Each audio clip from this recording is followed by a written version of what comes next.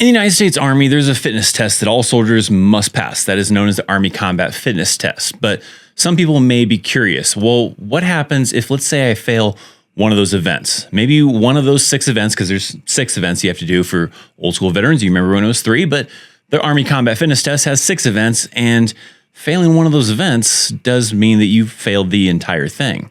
I've had people before ask me, like, well, what would happen if, let's say, I maybe missed one event by a couple, but the other events I did like amazing. I did really well in all those events, and I, ended up with a big score at the end because of how well I did on the other events. But one of those events, I, maybe missed it by a little bit. I'm sorry, it doesn't matter, right? If you fail any of those events, even if it was only by a little bit, you failed the entire Army Combat Fitness Test. And the crazy thing is, too, is like some people may be thinking, well, shit, if I just go and I do the Army Combat Fitness Test and let's say I fail one of those events, then what's the point of me doing the rest of the events? I mean, to a point, there might be probably a good point to that, but it is kind of crazy, right? You fail one of those events and you still got to do the rest of the Army Combat Fitness Test, because they're going to want to see what it was you failed at and what you need to improve on. But I mean, yeah, I guess probably technically it's kind of pointless to do the rest of it, but you will still have to do the rest of it. It does seem kind of weird, right? I mean, you go and you do amazing all these other events, and the other one you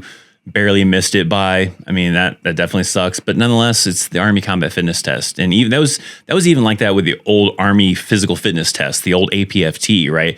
If you failed even one of those events, you failed the entire thing, because it's not really a total score is what's passing. It's a minimum in each event is the standard, and then the higher the score can help for other things, right? Promotion points and certain other kind of things that kind of factor into there. But nonetheless, if you can't get the minimum in each event, then yeah, it doesn't count really. I mean, it doesn't matter if you did amazing in all these other events and this one event, you missed it. Let's say the push-ups, you missed the push-ups by 2-3 push-ups, sucks. But yeah, you failed then.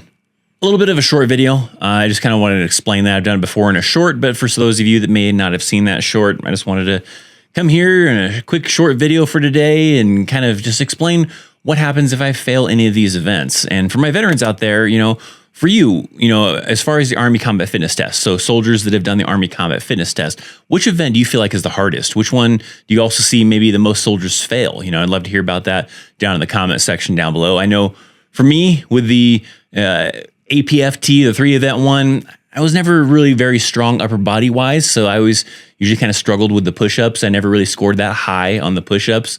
There was even some times like early in my Army career where I wasn't able to pass on the push-ups, and I got better over time and stuff like that. But I was always pretty good at the sit-ups. The sit-ups is the only event I think I've ever maxed.